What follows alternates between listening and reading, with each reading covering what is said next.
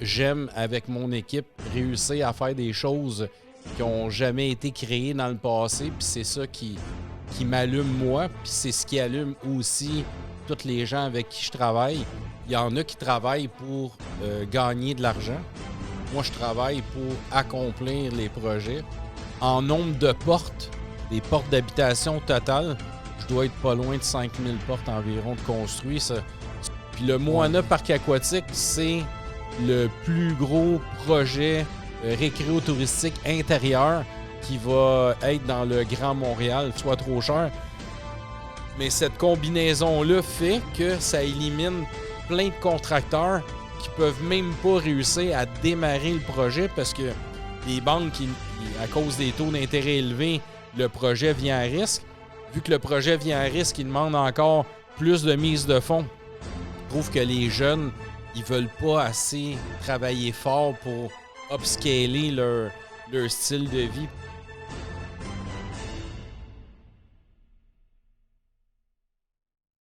Yellow Sea Podcast, guys. Je suis votre host, Ray Antonio. Et mon prochain invité, c'est un Ray aussi. Mais c'est un des grands entrepreneurs ici du Québec. Je suis très fier de l'avoir parmi nous. Un promoteur immobilier, un visionnaire, un créatif aussi. On lui a dit aussi rêveur, mais qui passe à l'exécution. Puis ça change tout. Aussi un auteur, il y a un livre, puis vous allez le découvrir. Donc, c'est quelqu'un que je suis très fier d'avoir ici. Puis c'est comme un genre de summum, tu sais, vraiment, pour un podcast entrepreneur ici au Québec, d'avoir un individu comme toi. Je vous présente Ray Jr. Courtemanche. Ça va, Ray? Ça va, Ray. Super. Regarde. Merci de l'invitation. Ben, merci d'avoir accepté. C'est gentil. C'est cool, on s'est rencontrés là, à peu près un mois, à un 5 à 7 pour le Gala Créa. Exactement. Puis, tu sais, il y a eu cette belle connexion-là. Puis, on est ici un mois plus tard. Fait que c'est plaisant. C'est gentil. Ben, ça fait plaisir. Puis, regarde, ça fait 4 ans qu'on fait ça, un podcast d'entrepreneuriat, où est-ce que je recherche à développer vraiment les entreprises, les connaître, les entreprises, les entrepreneurs ici québécois. Une chose qu'on a en commun tous, si on se met tous dans la même pièce, tous mes invités, là, puis je t'ai dit, on est rendu à 146, tout le monde est un hustler. Puis, tu sais, après avoir lu ton livre, je suis comme, damn, toi, tu peux carrément écrire le livre théorique, puis j'ai trouvé ça à être. Parce que tu es vraiment là, je pense que tu es en 200 pages, tu nous racontes, 30 ans de... Ben là, je suis rendu à 54, puis j'ai commencé à travailler à 14 ans. À mon compte. Fait que ça fait réellement 40 ans maintenant que j'ai ma propre entreprise puis que je me donne à 100 000 % pour accomplir toutes les missions que je me donne, les rêves que j'ai d'arriver à tout le temps monter une marche à la fois puis d'en réussir à en monter le plus possible, le plus prudemment possible parce que c'est facile monter des marches rapidement, mais les débouler puis de descendre jusqu'en bas, ça peut faire perdre énormément d'années de vie. Fait que c'est important de les monter sécuritairement puis d'y aller une marche à la fois puis d'atteindre le sommet. Puis des marches, tu peux en avoir sans fin. Fait que quand que tu réussis à comprendre ça, mais tu peux te dire que ça ne te donne rien de sauter des marches trop rapidement à risque de débouler. Okay. Fait que c'est pour ça que tous les projets qu'on fait sont vraiment hors de l'ordinaire. Puis, comme je dis souvent, j'aime, avec mon équipe, réussir à faire des choses qui n'ont jamais été créées dans le passé. Puis c'est ça qui m'allume moi. Puis c'est ce qui allume aussi tous les gens avec qui je travaille. Puis, qu'est-ce qui m'amène à réussir ces choses-là? C'est que je réussis à partager ma passion avec les gens qui sont avec moi, qui font partie de l'équipe pour réussir à réaliser toutes ces choses-là. Ben, gars, effectivement, tu es un bâtisseur d'avenir, tu es visionnaire. Tu as mentionné ton âge, 54 ans. On dirait que de plus en plus que je deviens plus mature, expérimenté, que je connais plus de monde, j'ai réalisé qu'autour de la mi-cinquantaine, il y a quelque chose qui se bouille là quand tu es dans ce game-là, l'entrepreneuriat, depuis longtemps. Beaucoup d'entrepreneurs que j'ai connus qui sont autour de ton âge, on dirait que c'est là que comme la magie est arrivée. Il y en a une couple, je peux en compter 4 facilement, qui ont fait des exits.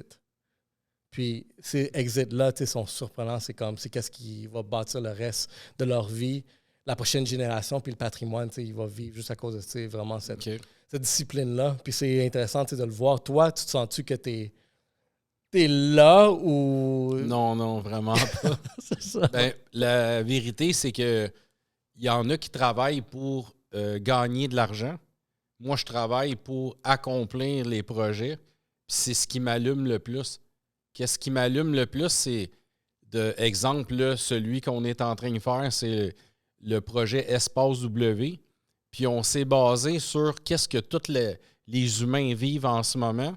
J'ai été président d'honneur de plusieurs types de fondations, autant des fondations qui viennent en aide aux jeunes adolescents en bas de 18 ans, qui les aident à sortir des problèmes de drogue, d'alcool, du rejet de leurs parents. Il y a aussi la maison qui vient en aide aux itinérants, la hutte de Saint-Jérôme.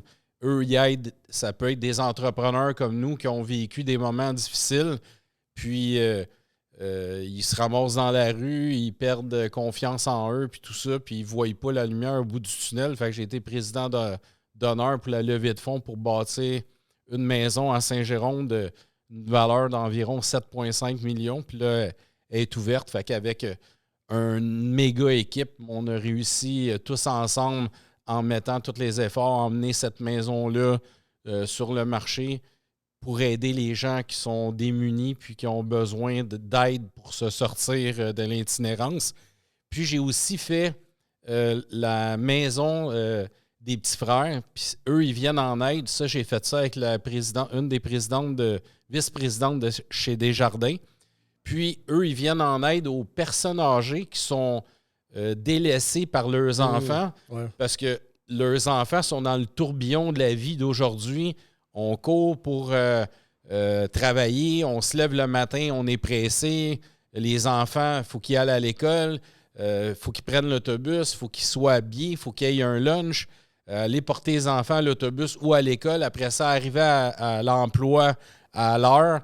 De ne pas être en retard. Après le travail, il faut revenir à la maison, ramasser les enfants, faire les devoirs, cuisiner, parce qu'il faut tout ce qu'on mange.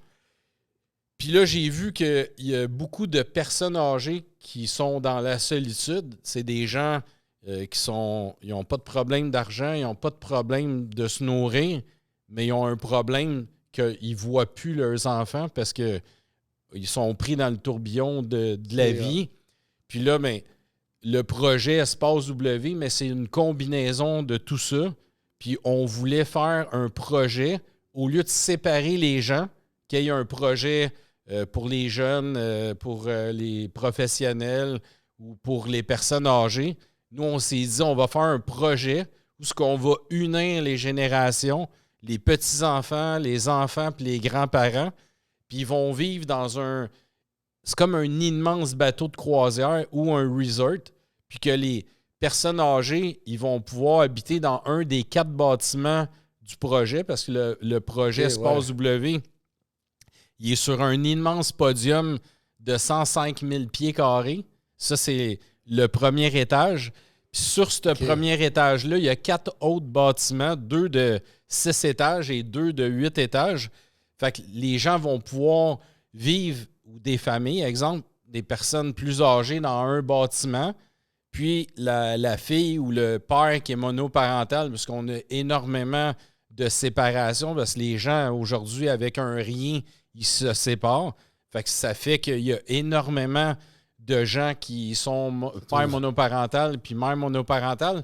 Ça crée encore plus de stress parce que la charge de gérer les enfants, le travail, tout combiné ensemble, il y a encore moins de temps quand tu n'es pas en couple, parce que quand tu es en couple puis tu réussis à garder ton couple solide, mais tu travailles en équipe, tu bâtis ta famille, tu t'occupes des devoirs. Un, il est responsable, exemple, du sport, l'activité. Le père, maintenant, on cuisine, fait que le père peut cuisiner, la mère peut faire les devoirs, mais maintenant, les couples sont fragiles, ils se séparent rapidement. Fait que ça fait que les mères, se ramassent seules, le père aussi. Fait que là, ils ont les kids à la maison. Fait que le surcharge est encore plus stressante pour le couple qui n'est plus ensemble. Puis le fait de faire le projet, mais la mère monoparentale, exemple, je donne une histoire pour comprendre le concept. Elle se lève le matin, mais au lieu de gorocher le kid dans la douche, lève-toi, habille-toi, prends ton lunch, go, on part, puis tout est bouleversé rapidement. Mais ça crée un stress pour les jeunes. Puis les jeunes, ils deviennent renfermés au lieu d'aller jouer dehors, passer une belle vie, faire du sport un peu, sûrement. Comme on parlait tantôt, nous, on a connu de jouer dehors, on a fait du porte-à-porte puis tout ça, mais les jeunes d'aujourd'hui, ils vivront pas ça. Là. Ils veulent gosser sur Internet, ils sont sur les plateformes, ils checkent les gens populaires, ces réseaux sociaux, puis là, ils veulent faire une publication, devenir millionnaire, puis prendre leur retraite, puis ils ont genre 15 ans. Mais ça marche pas comme ça, hein, tu le sais. Ouais, ça, c'est quelque chose que j'aimerais ça aborder avec toi. Puis là, le projet fait que la mère, elle a moins de stress ou le père. La grand-mère, elle habite dans un autre bâtiment, elle peut s'en venir en marchant le matin, pas de stress. Elle arrive dans l'appartement du père ou de la mère monoparentale. Elle s'occupe du kid qui n'est pas stressé. Elle déjeune avec. Elle passe du moment de qualité avec son petit-fils ou sa petite-fille. La mère, elle se prépare, elle s'habille, elle s'en va travailler, pas stressée. La grand-mère, elle passe du temps de qualité. Le kid, il a fini de déjeuner, il a son lunch. La grand-mère ou le grand-père peut partir avec, aller à l'arrêt d'autobus. Le kid s'en va à l'école. C'est sûr que cet enfant-là va vivre une jeunesse plus, je dirais, joyeuse que le kid qui est garoché, go, go, go. Fait qu'on a créé ce concept de projet-là en pensant justement à toutes les générations. Puis genre, ce projet est déjà actif? On a commencé à le faire l'année passée au mois de mai. Puis là, on a fait le premier bâtiment de 6 étages. Puis, cette semaine, on coulait la deuxième phase du dernier étage du deuxième bâtiment, qui est le 8e étage. Puis, la semaine prochaine, on devrait couler le dernier étage, qui est le toit du deuxième bâtiment. Puis, en même temps, parallèlement, dans une semaine ou une semaine et demie, on devrait commencer le plancher du 3e bâtiment, dans le fond. OK, fait que ça avance assez rapidement. Ça va bien, oui. C'est très, genre, comment je pourrais dire, thoughtful, c'est vraiment le mot qui vient en anglais, c'est vraiment de penser vraiment aussi loin que, tu sais, quoi, si on peut donner un espoir déjà à l'enfant que c'est eux autres qui sont en train d'encaisser le plus de stress. Les technologies sont impliquées, ils influencent, puis tout plein de choses. De miser vraiment sur ce soin-là où est-ce que, tu sais, tout le monde peut avoir une meilleure qualité de vie, dans le fond. Ben oui, puis les grands-parents, ils vivent moins de solitude. Hein? Honnêtement, je vois, c'est drôle parce que pendant que tu mentionnais tout ça, je voyais un peu la relation aussi avec ma mère. Ma mère un peu tout seule, un peu loin, puis des fois, elle veut être avec nous, mais on roule, on court, on est tous dans ça. Puis justement, moi, genre, je vois ça, le concept. Fait que dans le fond, au lieu de prendre une maison intergénérationnelle, tu as juste pris genre un resort. Exact. Parce que le resort, c'est comme ça aussi, section pour enfants, adultes. Mais c'est ce qu'on a fait dans le concept. Il y a un des premiers bâtiments qui a 6 étages. Là, ça va être une piscine au toit, extérieure, avec un den, un sauna à l'intérieur du den. Cette piscine-là va être pour tout le monde, familiale. Puis le dernier bâtiment, qui est le 4e, lui, il va avoir 8 étages. Et à ce bâtiment-là aussi, on fait une piscine sur le toit avec un den, mais celle-là va être 18 ans et plus. Fait que tout le monde va trouver son compte parce que des fois, les gens vont dire, oui, tu fais un projet, tu mélanges les âges, les générations, mais on est une grande famille, les humains. Fait qu'il faut cohabiter ensemble. Puis ceux qui ont envie une journée d'avoir un moment relax, mais ils vont aller au bâtiment au 8e étage. Ils vont avoir la piscine tranquille, pas d'enfants. Fait qu'ils vont avoir leur petit moment à eux, relax. Puis quand tu as tes kids, ben, tu t'en vas à la piscine sur le bâtiment de 6 étages. Puis ça va être des familles. Puis comme ça, ben, chacun trouve son endroit où est-ce qu'il va se sentir bien cette journée-là au moment qu'il va avoir. Ça, c'est-tu un genre de projet que tu pourrais conseiller philanthropique? Vu que c'est très social, là, mais à la fois c'est business. Ben, c'est plus en regardant tout ce qui se passe dans la société de dire ben pourquoi construire un bâtiment juste pour construire un bâtiment, puis de pourquoi pas penser plus loin, puis de bâtir un concept, une thématique où ce que tout le monde va être heureux, tout le monde va être content, puis ça permet à nos bâtiments de bien vieillir parce que les gens, au lieu de rentrer et de dire « Ah, je suis pas bien ici, j'aime pas ça, c'est plate, je m'en vais, je déménage », mais les gens, ils vont trouver une belle synergie, puis ça fait que les gens habitent plus longtemps. Fait qu'au lieu d'avoir un gros roulement de locataires, mais tu as des gens qui vont louer, ils vont habiter là pendant 4 ans, 5 ans, 6 ans. Là. Ben, c'est intéressant. Puis avec un projet comme ça, parce que tu es un gars de projet, tu es rendu à combien genre de projets là, que tu as accompli jusqu'à date? Ben, en projet, ça va être dur à tout expliquer parce qu'il y en a énormément, mais en nombre de portes, des portes d'habitation totales, je dois être pas loin de 5000 portes environ de construit. Ça peut être autant un condo dans les débuts quand on a commencé à 175 000, 200 000 $ qu'on ne voit plus aujourd'hui. Ça, c'est un condo neuf. Puis j'ai fait des maisons privées, détachées pour, mettons, une seule famille. La plus chère j'ai vendue, c'était 5 millions, une maison privée. Ça, c'était genre Fontainebleau? Non, c'était sur le bord de l'eau, près du lac des Deux-Montagnes. Là. OK. Je peux voir. Mais ça a passé partout dans les médias. Vous pouvez taper maison vendue la plus chère dans les basses Laurentides, 5 millions, puis ça sort tout de suite sur Google, exactement. OK. Intéressant. Puis, fait que 5000 portes. En combien de temps? 20 ans? J'ai commencé vraiment, vraiment à faire de la construction en 2008, de la construction de maisons. Fait que de 2008 à maintenant 2024. Là. Y a-t-il un chiffre magique que tu voudrais atteindre? Je me donne pas des défis de chiffre magique à atteindre. Ce que je me donne comme défi, c'est de ne pas construire des copies de bâtiments. Plutôt un peu comme l'espace W, c'est un concept. Puis celui qu'on a fait avant avec l'équipe, on voulait créer un bâtiment pour 55 ans et plus, semi-retraités, gens actifs. Puis là, ben, on voulait que le bâtiment ait une empreinte puis un concept qui était unique à lui-même. Fait qu'on a fait le plus gros chiffre numéro 7 sur la planète. Fait que les gens qui passent en avion au-dessus de la cité de Mirabel ou en hélicoptère, ils peuvent voir l'immense bâtiment. C'est vraiment un 7. Si les gens vont sur Google Maps et ils tapent 7 sens avec la vue aérienne, ils vont voir vraiment le bâtiment en chiffre numéro 7. Fait que c'est tout le temps d'emmener une image qui va attirer l'attention puis qui va marquer la conscience des gens puis que les gens vont être attachés à ce qu'on va avoir créé ou bâti. Puis c'est ça qui fait qu'on réussit à se démarquer de la compétition. OK. Lucky number 7. C'est intéressant, ces idées-là qui peuvent sortir de l'ordinaire. T'es-tu inspiré par, on va dire, les projets qu'il y a à Dubaï? Ils sont très genre... dans le fond, on parlait un peu de toutes nos nationalités tantôt, puis tout ça, mais on est... Ben moi, personnellement, même ma famille, mes enfants, on aime beaucoup voyager. C'est les moments où est-ce qu'on réussit à passer vraiment du temps de qualité ensemble.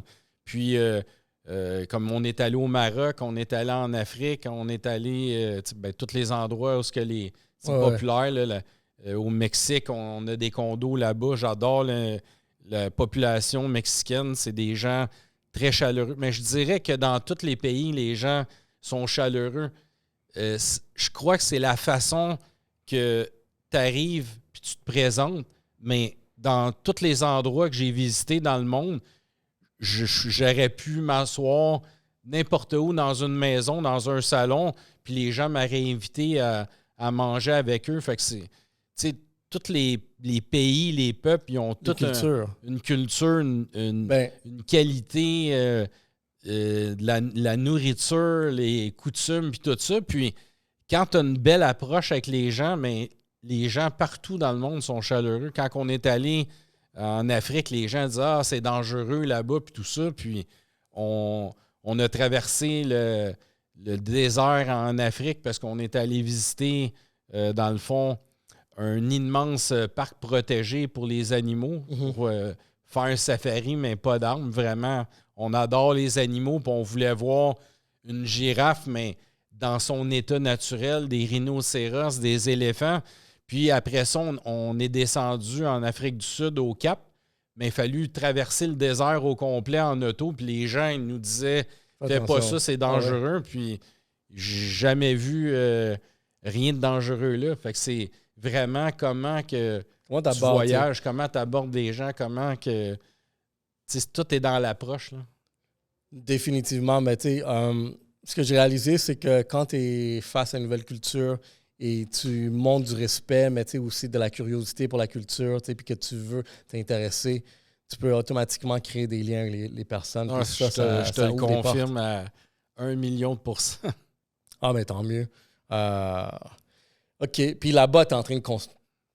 Toi, dans le fond, tu vas quelque part, puis tu vois, j'aime ici, je vois une opportunité, tu te dis prêt à pouvoir même te lancer dans un projet. C'est quelque chose que tu pourrais faire? Je m'inspire beaucoup de comment que les gens, le comportement des gens. Puis, quand je voyage, mais je vais visiter tous les parcs d'attractions, je vais visiter les nouveaux bâtiments, les nouveaux hôtels pour aller chercher de l'inspiration de toutes les nationalités, les pays, les coutumes. Puis j'emmagasine toutes les choses qui m'ont interpellé quand je rentre dans un endroit. Puis si je vois quelque chose, wow, mais mon cerveau l'enregistre. Puis là, après ça, je vais à un autre endroit, je fais wow. Puis quand on part un concept, puis je partage avec mon équipe, mais là, on échange plein d'idées. Puis avec tout ce que j'ai vu en visitant, puis en échangeant ce que je pense, des fois, c'est dur à expliquer, mais j'arrive à emmener mon idée à l'équipe, puis c'est avec ça qu'on réussit à emmener les projets, puis qu'on réussit vraiment à se démarquer. Puis qu'on travaille énormément en ce moment, puis qu'on a vraiment tous le goût d'emmener à terme, puis d'ouvrir les portes quand on va réussir à avoir un permis, c'est le Moana Parc aquatique. Puis le Moana Parc aquatique, c'est le plus gros projet récréo-touristique intérieur qui va être dans le Grand Montréal. Fait que les gens de partout dans le monde, où est-ce que moi je suis allé chez eux, mais quand ils vont venir chez nous en plein hiver, puis il y a une mauvaise température, parce que oui, on peut avoir une mauvaise température l'hiver. S'il n'y a pas de la belle neige qui tombe durant l'hiver, puis on a plein de verglas ou plein de pluie, mais c'est un hiver de merde, puis les gens, ils peuvent pas... Tu vas avoir un espace... Exact. Fait que là, les touristes, les gens de toutes les régions du Québec, du Canada, de tous les pays, quand ils vont venir au Québec, au lieu de visiter juste le Vieux-Port de Québec, le Vieux-Port de Montréal, puis traverser l'autoroute 15 à 150 km/h jusqu'à Tremblant, mais ils vont dire « Hey, on a un petit gars qui est déjà venu dans notre pays, qui est venu s'inspirer d'un point qui l'a accroché, puis il l'a combiné dans son Moana, puis il nous a emmené un projet où est-ce qu'on peut aller faire... des plages intérieures. C'est piscine dans le fond, une rivière à l'intérieur, des immenses glissades, montagnes russes, glissades avec la genre de grosse toupie. Il y a aussi le gros comme un bol de salade que tu tournes à l'intérieur. Il va y avoir des jeux pour les petits-enfants de 2 à 5 ans. Il va y avoir des modules de jeux d'eau pour les 5 à 10 ans. Puis après ça, il va y avoir les méga glissades. Il va y avoir la glissade que tu descends quasiment debout à 100 km/h. Il va y avoir plein d'attractions. Puis c'est ça que les gens vont pouvoir profiter 365 jours par année, autant l'été, l'automne, l'hiver, le printemps, avec 2 hôtels, puis un immense centre de congrès, salle de spectacle. Sur le toit d'une des hôtels, il va y avoir une chapelle pour faire des mariages. On va avoir des restaurants de soirée, des food courts, un endroit où est-ce que les gens... Vegas, t'es en train de décrire. Oui, quasiment. Les gens vont pouvoir se faire coiffer, massothérapie, esthétique, les ongles, tout pour la beauté, pour l'homme et la femme pour un mariage, ou bien pour le salon, parce qu'il va y avoir le centre de congrès. Fait qu'ils sont exposants dans un salon. Les gens veulent être beaux, ils veulent bien se présenter, fait qu'ils vont pouvoir aller au salon de beauté. Puis, au rez-de-chaussée du stationnement, on veut faire des boutiques, mais des boutiques seulement de sport et de sport extrême, autant des skateboards électriques, des vélos de montagne, des vélos de route, du kitesurfing, du parachute comme l'écureuil, tout ce qui concerne le camping, le kayak. Fait que ça va être juste des boutiques de sport. Une raison pourquoi juste du sport extrême? Je veux que les gens profitent de la vie, sortent dehors. Comme quand moi, j'étais jeune, j'ai appris à faire des cabanes dans les arbres, à faire des rampes pour jumper en motocross. Fait que dans le fond, tu es un compétiteur. Il faut que les gens sortent dehors. Au Dôme de Montréal. Non, je veux compétitionner Apple, Google, puis que le monde lâche leur iPhone, puis leur ordinateur, leur iPad, puis qu'ils profitent de la vie, qu'ils aillent à l'extérieur, qu'ils fassent du sport, du camping, du kayak, du parachute, du sport extrême. Fait que toi, t'es concurrent aux appareils électroniques. Exact. C'est intéressant, ça, puis jouer, parce que, une fois, il y a quelqu'un qui m'a dit ça. Tu sais, c'est qui le plus gros concurrent de Netflix? Non. Le sommeil. Hey boy, c'est quelque chose, ça.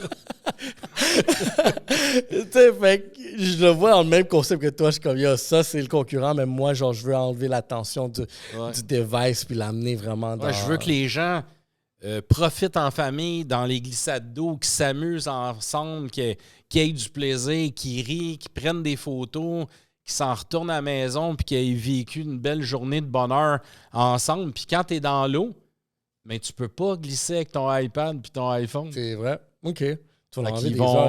Ils vont faire comme nous, ils vont communiquer ensemble, ils vont avoir du plaisir.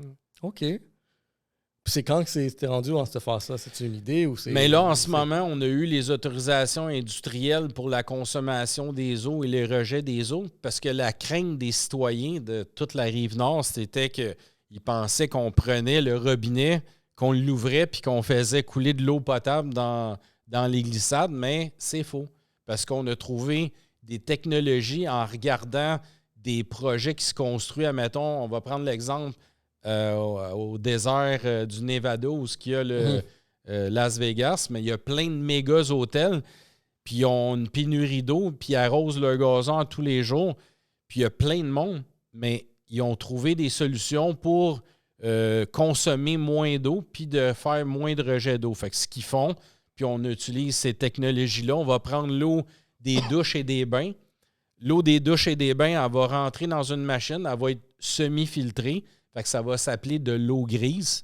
Puis cette eau-là, elle va alimenter la chasse des toilettes. Fait qu'au lieu, quand on va aux toilettes, faire numéro 1, un numéro 2, puis faire ça dans de l'eau potable, puis la flusher, bien, on va faire ça dans de l'eau grise, qui est de l'eau qui a été utilisée pour prendre une douche ou un bain. Cette eau-là va rentrer dans un module qui va filtrer l'eau pour éliminer les bactéries. Puis là, après ça, elle va être dans la cuve de la toilette. Ouais. Puis là, on va flusher de l'eau qui a déjà été utilisée. Fait qu'on fait du recyclage d'eau. Puis ça fait qu'on réduit à 50% les rejets d'eau. Ça serait un genre d'économie circulaire. Là, exactement. Puis pour les glissades d'eau et la rivière, on a trouvé une technologie que les microns sont tellement minces qu'ils filtrent l'eau, mais on va faire un backwash qui va rejeter de l'eau à la ville seulement qu'une fois par mois. Exemple, il y a des villes qui ont des piscines semi-olympiques, 25 mètres ou 50 mètres, 50 mètres, mais ces piscines-là, ils font des backwash une fois par semaine. Puis ce que nous, on va rejeter une fois aux 6 mois en backwash, va être la même quantité d'eau qu'eux rejettent à toutes les semaines. Fait qu'on va se faire genre filtrer sur 52 semaines, eux, ils flushent un backwash 52 fois. Nous, ça va être 2 fois par année. Fait que notre réduction d'eau potable dans le parc va être incroyable parce qu'on va éliminer, dans le fond, au lieu de 52, mais on va faire juste 2 backwash. Fait qu'on en élimine 50, qu'on ne fera pas de rejet d'eau qu'on va avoir scrappé dans le fond parce qu'elle va être maltraitée, elle va avoir été mal filtrée. Puis là, pour éliminer les rejets, mais il faut que tu fasses des backwash régulièrement. Dans quel coin ça va être? Tout dans le projet qu'on est en train de travailler en ce moment, la cité de Mirabel, sur l'autoroute 15 à la sortie 28, où est-ce que les premium outlets... fait que c'est tout le projet qu'on est en train de construire en ce moment, la cité de Mirabel. As-tu toujours le projet d'Aéronef? On est encore dans l'aviation. On a des hangars d'avion à l'aéroport de La Chute. Fait qu'on fait tout le coin de rue de l'Aéroparc et Bradford. OK. Puis là, on vendait des avions à cet endroit-là. Puis l'hiver, on fait de l'entreposage de véhicules. Puis, une des raisons pourquoi on ne veut pas tout de suite vendre, même si l'aviation est difficile sur le marché, parce que le financement d'un avion, c'est pas comme une voiture. Il faut que les gens payent comptant. Fait que la clientèle est rare dans l'aviation. Fait qu'on veut être patient parce qu'il y a des taxidrones qui sont en train de se développer. Puis, où est-ce que nos hangars à La Chute, ça pourrait être un point de départ justement pour les taxidrones.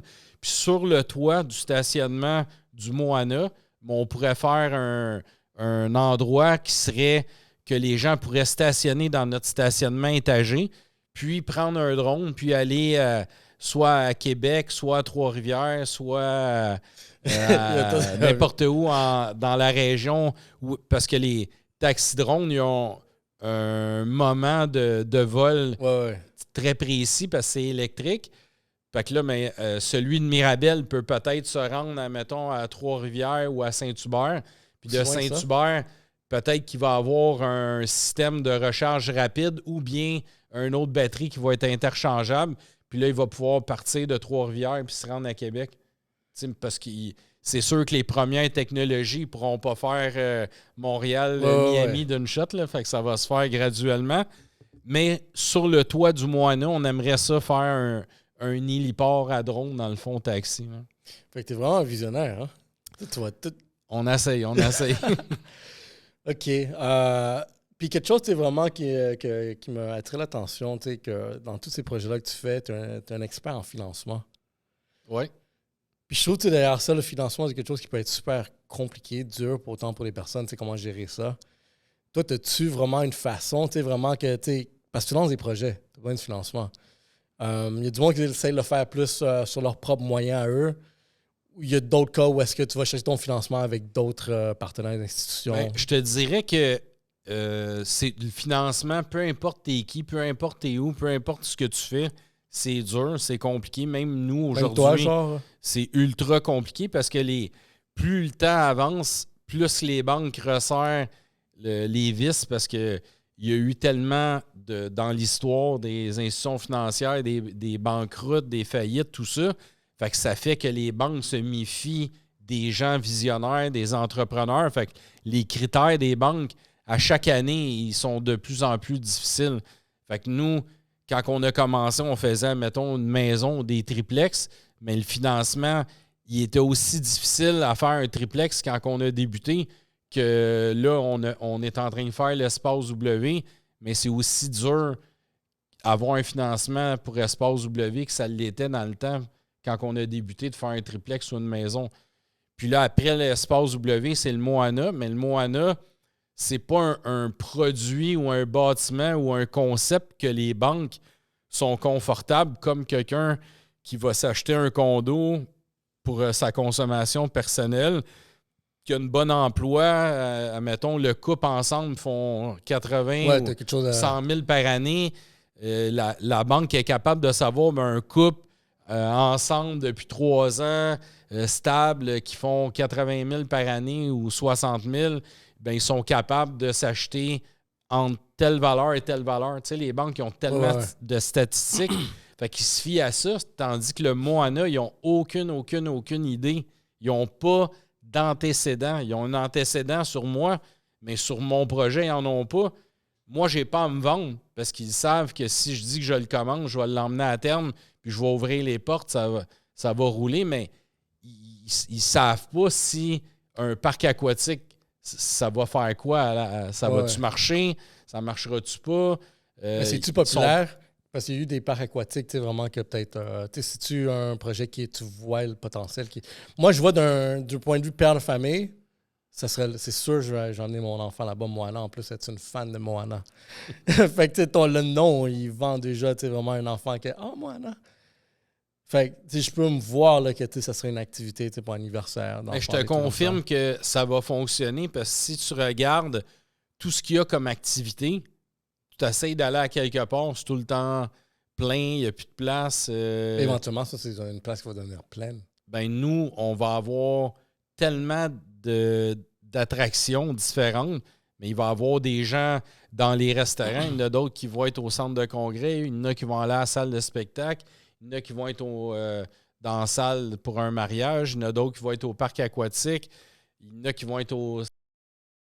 C'est vraiment un ensemble, mais c'est gigantesque parce que la totalité du projet en pieds carrés, si on prend tous les étages du stationnement, les étages de l'hôtel, les pieds carrés du parc aquatique intérieur, la deuxième hôtel, c'est quasiment 1 million de pieds carrés. Fait que si tu calcules que chaque personne, 10 pieds carrés divisé par 1 million, ça peut te donner l'idée de la grandeur de tout ce que ça peut donner 1 million de pieds carrés. Mais je comprends le concept de bâtir des expériences. Dans le fond, toi, tu es très focus sur bâtir des expériences plus que juste genre avoir, genre, mettons, ça c'est une maison, ça c'est juste un parc avec des balles. Puis exact. Prenons, je voudrais savoir, c'est quoi ton point de vue sur ça? Admettons les centres commerciaux. Les centres commerciaux ont connu des déclins, si je ne me trompe, à cause du magasinage en ligne, surtout. Exact. L'expérience de la pandémie aussi, comme il faut que tu fasses attention, tiens-toi loin des personnes. Fait tout plein d'événements qui font en sorte que vraiment l'expérience des centres commerciaux n'est plus comme avant. C'est rendu qu'il y a des voitures maintenant, il va juste avoir des showrooms de voitures.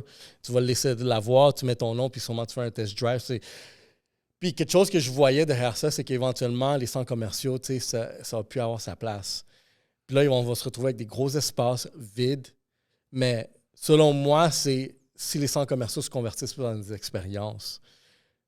Genre, c'est-tu quelque chose que tu vois vraiment qui pourrait se passer? Parce que ça va être des grosses bâtisses, genre, immenses qui vont rester. Mais, à un moment donné... J'ai la réponse pour toi. Les centres commerciaux, ce qui va arriver, justement, tu le dis, c'est ça va devenir des endroits où est-ce qu'ils vont avoir besoin de faire vivre des expériences aux gens. Puis les villes... En ce moment, on entend parler dans les médias qu'il manque 1 million d'habitations dans le Grand Québec, le Canada. Puis, ce million d'habitations-là, il n'ira pas dans des terres agricoles parce que la CPTAQ, qui est les gens qui protègent les terres agricoles, bien, ils n'en dézoneront plus de terres agricoles. Ouais. Fait que où est-ce qu'on va réussir à rentrer ce 1 million d'habitations-là ou le 2 millions d'habitations manquantes pour répondre à l'inflation qu'on vit puis la manque des logements ou de maisons, mais ça va se créer justement dans les centres commerciaux. Exemple, prends n'importe quel centre commercial qui te vient en tête, là, je ne veux pas en nommer un, mais au lieu d'avoir juste un étage puis d'avoir des commerces, des boutiques, puis d'avoir un immense stationnement en plein air, qui a de l'asphalte étendu, qui crée énormément de GES, du réchauffement climatique, parce que le soleil qui plombe sur l'asphalte, mais crée du réchauffement climatique. Puis là, les environnementalistes, tous les gens qui travaillent pour réduire le réchauffement climatique, mais c'est de réduire l'asphalte, réduire l'étalement urbain. Tu sais, l'étalement urbain, là, c'est toutes des petites maisons d'un étage étendues à perte de vue. Mais eux, ce qu'ils veulent, justement, c'est de réduire l'asphalte dans les centres commerciaux. Ensuite, bâtir en hauteur pour créer de la densité. Puis de mettre les voitures dans des garages intérieurs, fait que tu n'as pas d'asphalte presque à l'extérieur. Puis mettre plus de verdure, puis plus d'arbres. Puis, ils vont y arriver parce que des stationnements, ils vont en avoir besoin de moins en moins. Tantôt, tu parlais de technologie avec les voitures que tu vas pouvoir acheter en ligne, puis tout ça, puis on le vit déjà avec Tesla. Mais les compagnies comme Tesla, les compagnies comme Apple, Google, puis tout ça, mais ils travaillent déjà avec des voitures qui vont être des voitures intelligentes. Puis là, la manière que je vois l'évolution, là, ils ont commencé, mettons, avec Uber. Uber, mais c'est des gens qui prennent leur voiture, ils deviennent des transporteurs de gens d'un point A à un point B. Mais tantôt, il va y avoir des voitures autonomes, il n'y aura plus de chauffeur à l'intérieur. Tu n'auras même plus besoin d'avoir ta propre voiture. Ça va être des voitures communes que tu vas commander avec ton portable en ligne. Puis la voiture, tu vas appuyer sur le bouton, elle va savoir où est-ce que tu es situé. Elle va arriver en avant de toi, tu embarques dedans, ton sel, il a déjà payé l'auto, puis elle va t'emmener où est-ce que tu t'en vas. Ouais. Fait qu'il va avoir besoin de moins en moins, justement, de ces stationnements-là qui fait énormément de GES, de réchauffement climatique. Fait qu'ils vont y arriver à éliminer un jour ce paquet de stationnement-là, puis que tu aies une voiture. Tu sais, comme, admettons, je me sens venu ici de la cité, exemple, mais je suis venu avec un auto, puis là, elle est stationnée en avant du bâtiment. Mais si je serais venu avec une voiture autonome, ben quand moi, je serais débarqué, elle serait partie, puis elle aurait pris quelqu'un qui n'est pas loin, qui avait besoin d'un déplacement. Fait qu'on va peut-être réussir à réduire 75% des autos sur le marché parce que toutes les autos qui sont stationnées, il n'y en aura plus. Parce qu'il va y avoir juste des autos qui vont bouger. Fait que si les autos bougent tout le temps puis il n'y a plus d'autos stationnées, on va réduire énormément le nombre de voitures sur la route. Puis ça va faire qu'il va y avoir moins de pollution, moins d'étalement d'asphalte, puis il va y avoir plus de verdure, plus d'arbres. Est-ce que tu penses qu'on s'en va vraiment dans cette direction-là? Ou est-ce que, dans le fond, ça va juste plus se bâtir? Ça va, comme si on voit un paysagement un peu, mettons, certaines villes chinoises, c'est juste des bâtisses, puis tout est genre monté en hauteur. Exact. Puis là, ils ont plein de rues avec plein d'autos, puis ils ont de la misère à circuler parce que c'est trop dense. Mais le fait qu'on va éliminer, admettons, une voiture par personne, mais il va peut-être avoir un auto autonome qui va répondre à 25 personnes. Parce qu'aussitôt que quelqu'un n'utilisera pas un auto, mais elle va être sur la route, il va y avoir tellement de monde qui va avoir à se déplacer partout que les autos vont tout le temps être en mouvement.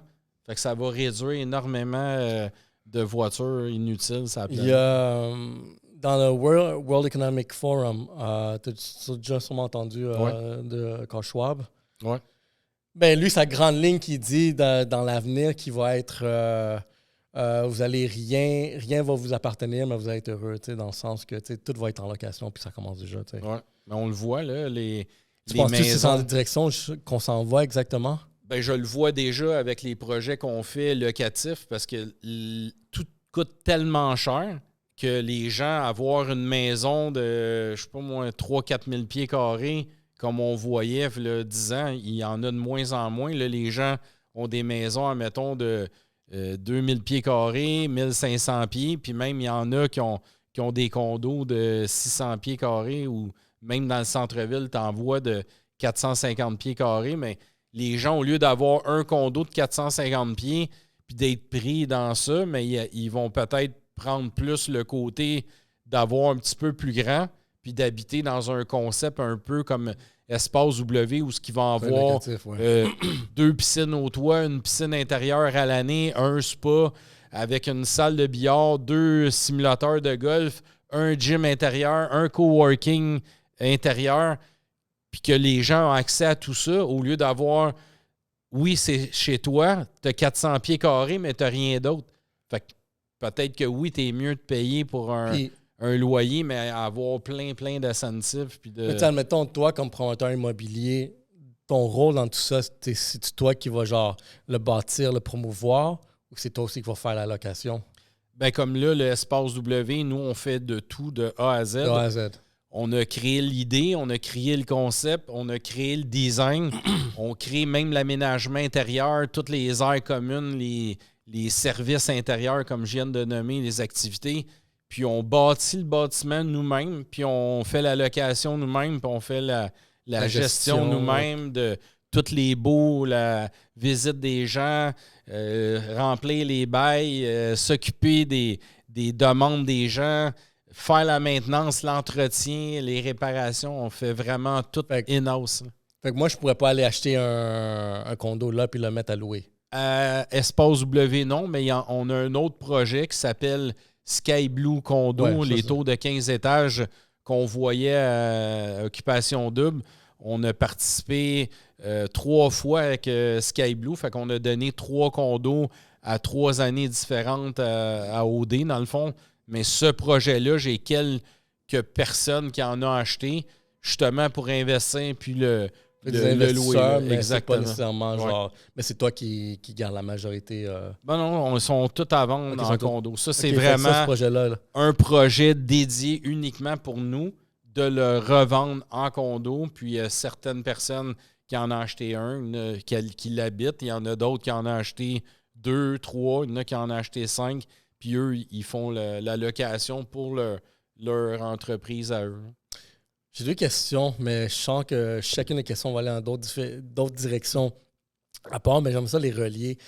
J'essaie d'aller plus. OK. Ma première question, je sais que tu es impliqué vraiment beaucoup dans les médias, mais aussi ce que j'admire, c'est que aussi tu es impliqué beaucoup vraiment dans nos générations. Moi, comme milléniaux, ou vraiment, regarde, tu vas commanditer le Gala Créa, juste être dans OD, ainsi de suite. Vraiment, ça, c'est déjà la promotion que tu fais auprès de générations qui sont plus dans le marché du travail actuellement. Les milléniaux, c'est le workforce actuellement, vraiment de qui on est. Puis les Gen Z, c'est eux autres qui vont suivre. Puis toi, tu l'as sûrement déjà vu comme, ben si je peux déjà comme aller les chercher, cette audience-là, ben puis leur montrer qu'est-ce que moi, mes services que je fais, qu'est-ce que je peux amener de plus. Exact. Mais aussi, à la fois, ce groupe de... cette population-là, cette démographie-là, actuellement, les statistiques annoncent que c'est des générations qui ont plus la misère à s'acheter, justement. Comment tu vois ça, vraiment, dans tes projets? Parce que là, tu vas avoir l'espace W, que c'est toi qui vas tout, de A à Z, tout gérer. Mais avoir d'autres projets comme Sky Blue, où est-ce que c'est des investisseurs, puis la prochaine génération, c'est nous, effectivement. Mais on a plus de la misère à s'acquérir ce genre de type de propriété. Comment tu vois cette cohérence-là, essayer d'aller chercher le gain? Le projet Espace W, c'est un peu ça. On va faire des unités de 3,5, 4,5, 5,5, justement, pour répondre à la demande de tous les âges puis tous les gens, les moyens qu'ils ont pour se payer un loyer. Puis, on a fait aussi des projets avec moins de services, puis avec des loyers encore moins dispendieux. Puis on travaille aussi sur d'autres concepts de projets où est-ce que les gens vont pouvoir louer, mais qu'il n'y aura pas, comme au Espace W, tous les services, parce que les services, pour nous, ça nous coûte cher à créer, aussi à maintenir, faire le ménage, l'entretien, la réparation. Fait qu'on va faire d'autres projets avec aucun service, mais dans Cité Mirabel, on a, comment est-ce que je pourrais expliquer ça un peu? C'est pour ça qu'on l'appelle une cité. Puis le but d'une cité, c'est que les gens cohabitent dans une ville, mais nous, on crée une ville à l'intérieur de la ville. Puis, à distance de marche, ils vont avoir de tout. Fait que ça revient un peu au concept des voitures autonomes. Les gens vont pouvoir habiter dans Cité Mirabel, puis aller magasiner, s'acheter des vêtements au outlet, d'aller à la clinique médicale Cité Mirabel qui est déjà ouvert. On a plein de restaurants. On a le parc du Domaine vert où ce que les gens peuvent aller faire du vélo, faire des activités. Fait que de faire un projet avec aucun service, mais que les gens payent moins cher de loyer, mais ils vont pouvoir faire plein d'activités de plein air à l'extérieur, dans la cité qui ne coûtent pas d'argent. Fait qu'on va être capable de répondre vraiment à toutes les générations, puis aussi à tous les moyens que les gens vont avoir. Fait qu'on... Et tu vois-tu une genre de discrimination qui va se passer à l'interne de la cité? Voir la bâtisse des pauvres, on va se dire juste comme directement, eux autres qui n'ont pas de service, puis nous, on a les services. Je te dirais non, parce que les bâtiments, on les fait tout le temps avec amour, puis on crée des bâtiments de qualité. La seule différence qu'il va y avoir, c'est tous les services qu'il y a à l'intérieur. Fait que si les gens ils veulent payer pour tous ces services-là, ils vont aller là, puis les gens qui ont pas envie de dépenser ces services-là, mais ils vont avoir une qualité de cuisine, salle de bain, plancher. La qualité va être là, mais la structure, le bâtiment va être impeccable, du même qualité que l'autre, mais il n'y aura pas les services, mais les gens vont prendre les services à la carte en l'entour du bâtiment. Fait qu'il va y avoir un endroit où ils vont pouvoir faire du yoga, mais si eux, ils aiment le yoga, mais ils peuvent prendre des cours à la carte à ce yoga-là. Si les gens aiment jouer au tennis, mais il y a le parc du Domaine vert qui est juste à côté, puis il y a le centre communautaire Domaine vert, puis il y a 2 terrains de tennis. Fait que quand tu es résident de Mirabel, mais tu as accès au terrain, c'est gratuit. On a tellement de choses que chaque personne va trouver son bonheur et son compte dans le projet.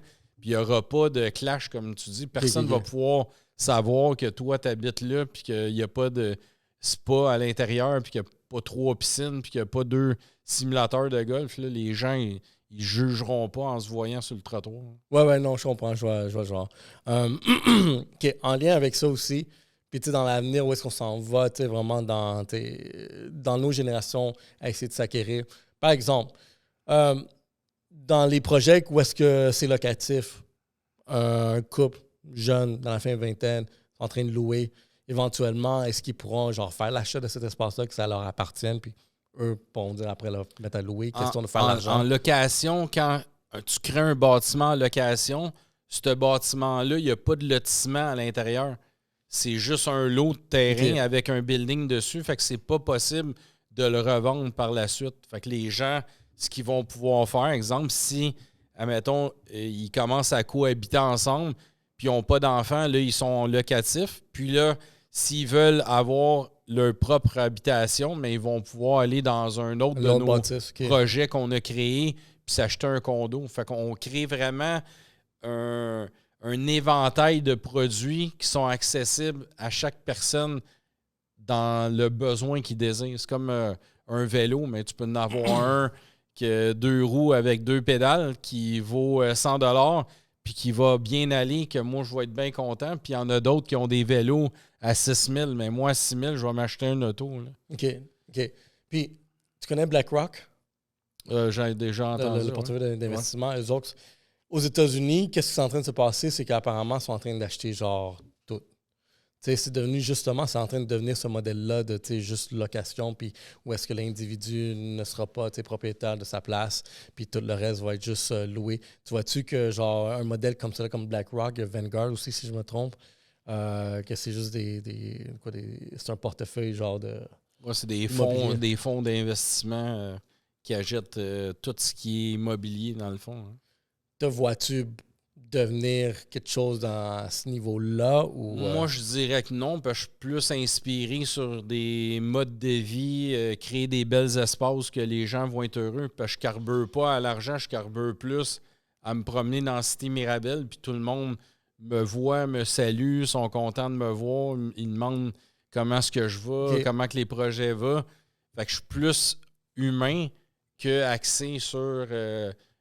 faire de l'argent puis faire du cash. Je vois le genre. OK, je comprends, mais c'est bien dit, je trouve, parce que justement, là, c'est les portefeuilles pour essayer de faire l'argent. Exact. Parce que eux, ce qu'ils veulent créer, ces portefeuilles-là, c'est de ramener un rendement aux investisseurs. Fait que ça n'a pas d'émotion. Mm-hmm. Leur seule émotion, c'est ils regardent les états financiers à la fin de l'année, puis il faut qu'il y ait générer de l'argent pour que tous les investisseurs soient contents et qu'ils laissent leur argent dans ce fonds-là. Tandis que moi, je ne suis pas un fonds, je suis un humain, je suis très familial, je crée des projets pour créer des espaces de vie que les gens vont être heureux. Fait que c'est vraiment un autre mode de développeur ou de développement. Hein. OK. Bon, dans ton début, tu étais en paysagement. Exact. Tu as lancé Bonsaï. Oui. Je me souviens, j'ai vu tellement de camions comme ça à Laval. J'ai grandi à Laval d'une certaine façon. Puis je me souviens Bonsaï. Puis là, je vois quand je lisais le livre, je suis comme, ah ouais, c'est lui. Ouais, c'est moi. OK. Tu as fait de pilote de course, NASCAR. Exact. Tu as fait de la voiture. Tu as eu un car wash. Oui. Tu as fait genre des événements. Oui. Là, l'immobilier, du transport aéronautique. Quoi d'autre? Y a-t-il quelque chose d'autre qui se rajoute à ton portefeuille de... Là, c'est, comme j'expliquais tantôt, c'est le Moana. J'ai fait des événements. Les événements, c'était des festivals de musique électronique. On en a fait beaucoup dans le Grand Montréal. On en a fait un à Québec qui était très populaire au sommet d'une montagne qui s'appelait le Evolution Raider One. Ça se faisait à 2300 pieds d'altitude dans une ancienne base militaire où est-ce qu'il y avait un bunker au sommet de la montagne avec un immense radar. Okay. Puis on faisait un festival de musique électronique durant 3 jours de temps. Puis c'était en Beauce, à Saint-Sylvestre-de-Lotbinière. Fait qu'il y a sûrement beaucoup de gens qui vont écouter le podcast qui vont se souvenir de cet événement-là. Puis mon premier que j'ai fait, c'était le party Halloween que j'avais baptisé Gloom, qui était créé, dans le fond, au Cinéparc Laval. Fait que j'avais loué 2 immenses chapiteaux de cirque. J'avais fait une salle house, techno, puis trends. Puis j'avais fait une autre salle hip-hop. Puis les gens me trouvaient très avant-gardiste de mélanger les 2 générations. Puis je te dirais que l'événement s'est super bien passé. Puis les gens cohabitaient ensemble. Puis les gens de hip-hop allaient dans les salles trends, house, puis techno. Puis on a eu un super bel événement. Puis ça a été ma première que j'ai faite. Puis après ça, j'avais 7 thèmes d'événements par année. Puis j'en ai fait de 98 jusqu'en 2000... non, 98 jusqu'en 2005. Fait que j'en ai fait pendant environ 7-8 ans. Quelque chose aussi que j'ai remarqué par rapport à toi, c'est que tu as lancé beaucoup de business, puis ça, c'est une question qui peut venir personnelle de moi-même.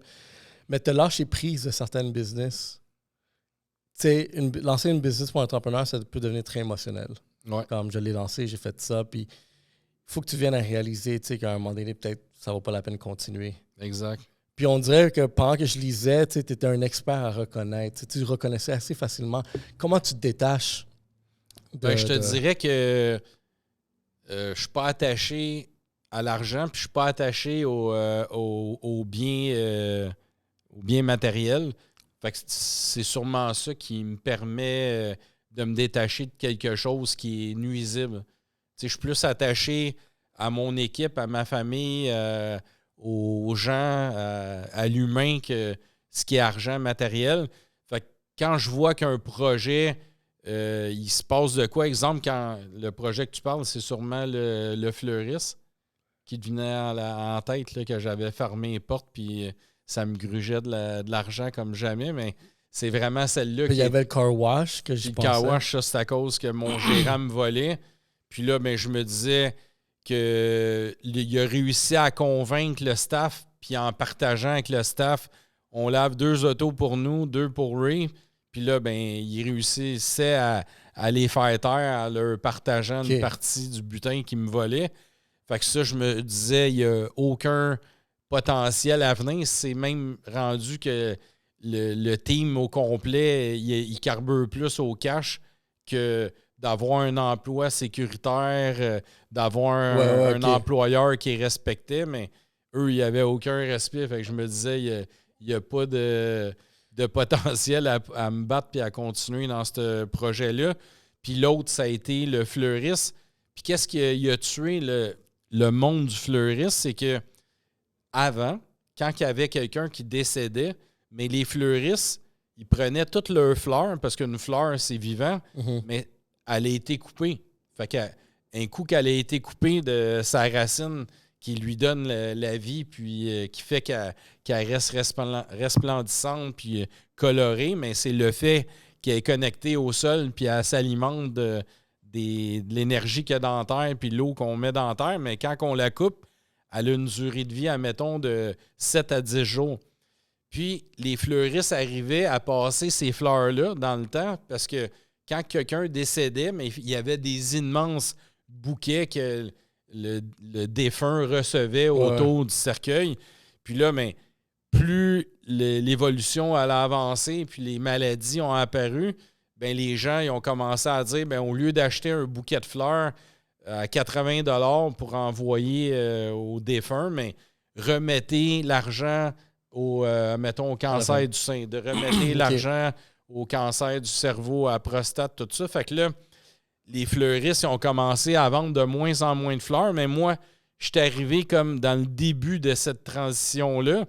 Puis là, ce que ça le fait, c'est que quand on arrivait sur la fin de nos fleurs, au lieu de faire des bouquets puis de les envoyer dans les salons funéraires, moi, ma fleur, elle arrivait à la fin de sa vie puis elle crevait.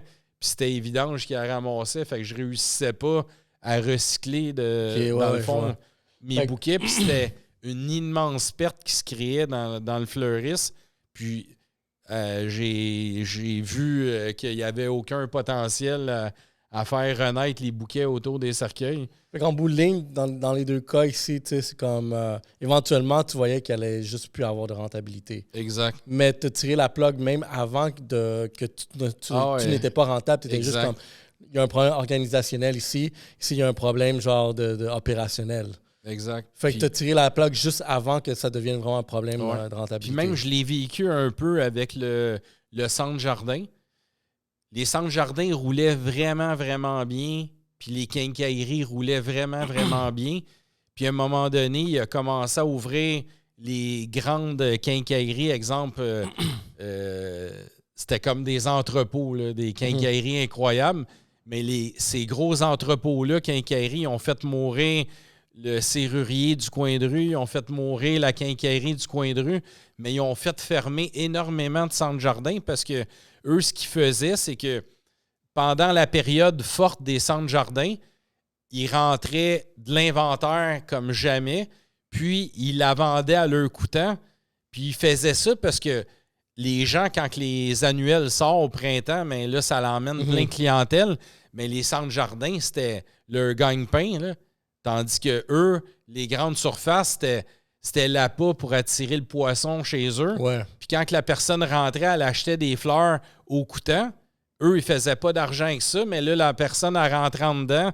Puis là, elle achetait un barbecue, une tank à propane, les brosses, puis ils payaient la totale pour ces produits-là. Je vois le genre. Mais y a-tu un cas où est-ce que tu as tiré la plug juste parce que dès le début, c'est pas rentable? Ou tu trouvais que non, l'idée est bonne, c'est pas rentable maintenant, mais je sais que je vais pouvoir le rentabiliser? Ben, j'ai eu un peu ce cycle-là avec ceux que je viens de te raconter les histoires, mais j'ai quand même persévéré pour les faire survivre. Mais quand je voyais que je m'en allais vraiment dans un mur, ben avant de me rendre dans le mur, je fermais ou je faisais juste canceller ce projet-là. OK, c'est bon. C'est bon à savoir. Dernier sujet que je voulais peut-être aborder, la crise du logement. Tu es un gars de logement. Actuellement, le gros débat ici, vraiment politiquement, c'est qu'il y a une crise de logement. Il y a beaucoup d'immigrants qui rentrent. Là, ils ont la misère à trouver. Les logements commencent à coûter beaucoup plus cher. Toi évidemment, tu es en train de bâtir. Actuellement, quand tu bâtis, tu finis un projet, il se remplit. Exact. Est-ce que tu vois qu'il y a vraiment genre, une crise du logement? Comment tu le vois de ton point de vue, toi, comme étant genre... Puis pourquoi, vraiment, s'il y a vraiment une problématique, le gouvernement, il vient pas genre... c'est quoi les solutions, puis avec une personne d'influence comme toi qui peut justement faire quelque chose? Ben, moi, j'ai ouvert la porte à tous les départements, dans le fond, gouvernemental. J'ai fait des publications sur les réseaux sociaux en leur disant qu'on avait les capacités de bâtir plein d'unités, mais pour réussir, ça prend de l'aide financière parce que les banques ne suivront pas. Les taux d'intérêt. Là, qu'est-ce qui crée, dans le fond, la pénurie? C'est pas juste l'immigration. Parce que si les taux d'intérêt seraient plus bas pour quelqu'un qui démarre un projet, mais le projet, à la fin, quand il arrive à terme, les loyers seraient bien moins élevés. Parce que qui paye la facture que les taux d'intérêt sont trop chers, qu'il y a une pénurie de main-d'œuvre, qu'il y a une pénurie de matériaux, que les salaires sa construction sont élevés. Fait que si on combine tout ça ensemble, mais ça fait qu'une porte d'habitation, elle vient extrêmement chère, mais pour qu'elle se paye, mais c'est celui qui la consomme qui reçoit la facture mensuellement pour réussir à amortir cette porte-là sur 50 ans, 100 ans. Tu comprends? Fait que pour réussir à bâtir plus, il faudrait qu'il y ait un programme pour des constructeurs qui seraient accrédités. Puis il y en a partout des bons constructeurs qui ont un bon antécédent de construction, qui n'ont pas de faillite, qui ont jamais... qui ont tout le temps payé leur TPS, TVQ, qui payent leurs impôts. Il y a des bons contracteurs honnêtes que le gouvernement pourrait, sous surveillance, par un consultant en coût, émettre un financement sans intérêt pendant la construction. Puis quand que tu commences à louer puis que tu as un locataire, là, tu mets l'intérêt actif parce qu'il y a un rendement. Mais pendant qu'on crée un projet, exemple Espace W, juste pour le construire, ça va coûter 6 millions en intérêt avant qu'il rentre un locataire. Mais ce 6 millions-là, il faut l'amortir sur tous les locataires qui vont habiter dans le projet pour qu'il y ait quelqu'un qui finisse par le payer. Mais c'est ça qui fait que les loyers sont élevés. C'est ça aussi qui fait que c'est tellement coûteux qu'il faut que tu réussisses à bien négocier tes contrats pour avoir un prix final du projet qui va être quand même raisonnable pour pas que les loyers soient trop chers. Mais cette combinaison-là fait que ça élimine plein de contracteurs qui peuvent même pas réussir à démarrer le projet parce que les banques, à cause des taux d'intérêt élevés, le projet vient à risque. Vu que le projet vient à risque, il demande encore plus de mise de fonds. Fait qu'en demandant plus de mise de fonds, tu élimines peut-être 50% des contracteurs, peut-être 75% des contracteurs, puis il en reste juste 25%. Fait que si ce 25%-là, ils ont du cash flow pour en faire un bâtiment, bien, il ne peut pas en faire 2, 3, 4 puis 5. Fait qu'il faudrait que les gouvernements, pas qu'ils donnent un montant d'argent, dire tiens, je te donne de l'argent, c'est gratuit. Non. Donne un congé d'intérêt pour donner un coup de main pour pouvoir démarrer le projet. Puis quand il y aura un locataire, puis qu'il y a quelqu'un qui paye un loyer, puis que tu en as 300 qui payent un loyer, mais au lieu que le loyer soit, par exemple, à 1800, mais peut-être ce 6 millions-là ferait que le loyer, au lieu d'être à 1008, serait peut-être à 1500 par mois. Mais 300$, ça paraît. Oui, ça, définitivement. Fait que c'est la combinaison de tout ça qui fait qu'il y a une pénurie qui s'accentue puis qu'il y a de moins en moins de projets qui se construisent. Puis en plus, les critères sont tellement élevés, mais que de la relève en tant que constructeur, il n'y en aura pas. Là. Un jeune ne peut pas sortir de l'école, avoir genre 20 millions de côté pour mettre la mise de fonds pour démarrer un projet. Fait que ça fait que les personnes âgées qui vont prendre leur retraite, qui étaient des constructeurs, ils n'en construiront plus, mais il n'y aura pas de relève. Fait qu'à un moment donné, on va pogner un trou noir qu'il n'y aura plus personne qui va être capable de construire. Il va y avoir des gens avec des compétences, parce qu'il y a des gens qui ont étudié en bâtiment, en architecture, en ingénierie de bâtiment, mais il n'y aura pas une personne qui va avoir le cash flow pour starter le projet. Exact. Fait que ça fait peur, là, ce qui s'en vient. OK. Ben, regarde, j'espère qu'on s'en va dans la bonne direction. Regarde, le podcast tire à sa fin. J'aimerais ça extensionner ça beaucoup plus, mais c'est super cool. Tu sais, vraiment le knowledge que vraiment, tu sais, vraiment sur l'actualité, comment, tu sais, je vois les choses, les projets. Les projets sont malades. Puis je souhaite vraiment que, tu sais, avoir beaucoup plus de personnes comme toi qui peuvent se manifester. Ça inspire à d'autres, tu sais, autant comme personnes comme moi que tu sais, j'ai mes propres missions que je veux accomplir, puis je vois quelqu'un comme toi qui carbure, qui grind. Ça me donne espoir que, tu sais, quoi, il y a une possibilité, puis juste d'apprendre de qu'est-ce que toi tu fais. Là. Je pense que, tu sais, on va pouvoir... Mais il y a une chose qu'on n'a pas parlé, c'est que les gens d'aujourd'hui, la génération, c'est qu'ils veulent avoir beaucoup, mais, tu sais, tantôt, on parlait un peu de porte-à-porte, que comme moi, quand j'ai commencé, je faisais du porte-à-porte, mais je trouve que les jeunes, ils veulent pas assez travailler fort pour upscaler leur style de vie puis leur qualité de vie. Ils veulent la qualité de vie, mais travailler le moins fort possible, mais la combinaison, elle ne fonctionne pas. Là. C'est pas la mode de travailler fort. C'est ça. Fait que moi, quand j'étais plus jeune, mais je faisais quasiment 120 heures semaine là, quand j'avais le centre jardin. Je travaillais 7 jours semaine. Je commençais à 5 heures le matin, puis on fermait à 9 heures le soir. Là. Puis après 9 heures, il fallait que je mange, que je fasse de la facturation, que je fasse des soumissions, que je me prépare pour mes journées du lendemain. Wow. Puis je dormais 4-5 heures par nuit. Puis maintenant, j'ai 54 ans, mais je fais encore au moins 12 à 15 heures par jour. Puis je travaille 5 jours semaine. Puis le week-end, mais je me lève encore tôt le matin. Je fais plein de publications sur mes réseaux sociaux, je cherche des idées pour les projets à venir. Mais je trouve que les jeunes, il faudrait qu'ils bûchent plus pour avoir du succès, puis eux aussi se bâtir des business puis des entreprises. Hein.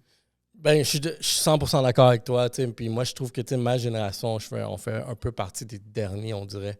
J'en ai encore des jeunes qui font du porte-à-porte, mais je me dis comme porte-à-porte, guys, ça serait le meilleur exercice d'affaires que je pense que t'approuves qu'on pourrait recommander à quiconque qui veut se lancer en business. Ben oui. Mais excellent. Ray Junior, ça fait un plaisir. Merci. Je vais peut-être finir avec une dernière chose. Je sais que tu es un gars qui doit prendre soin de soi-même, qui mange bien. La santé, ça doit être quelque chose de super important pour toi, Ouais. surtout si tu carbures. On a des snacks ici provenant d'un de nos partenaires, Shop Santé.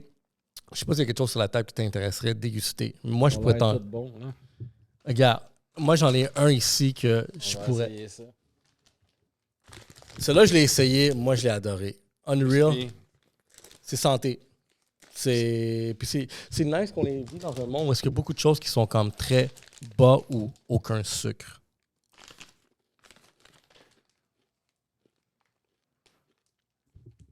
très bon. Délicieux. Eux autres, moi, j'ai adoré ça comme genre des petits snacks comme ça. Non, c'est bon, je vais les emmener. Hey, go! Vas-y. Puis, regarde, j'ai vu des trucs ici Barbie. Des bonbons Barbie sans Fait sucre. que ça vient tout de... Ouais, c'est tout disponible à Shop Santé. Ben, merci à Shop Planté. C'est Unreal. Je pense que c'est comme des Smarties, mais Chocolat genre noir. et quinoa, quelque chose comme ça. Très bon. Cool. Mais Ray Junior, ce fut un plaisir de t'avoir Merci. ici. Merci beaucoup. Puis j'espère qu'on va se croiser bientôt. ouais. Le Gala Créa. On se plaisir. voit au gala. Yes. Suivez-nous sur... ça va être en direct en plus. Hein? Ouais, exactement. Fait qu'on va être tout là-bas du beau monde. Donc j'ai hâte de voir ça. C'est le 4 mai. Venez avec votre Dress to Impress. Fait qu'à bientôt. À bientôt. Merci beaucoup. Merci beaucoup. Merci. LOC Podcast, guys.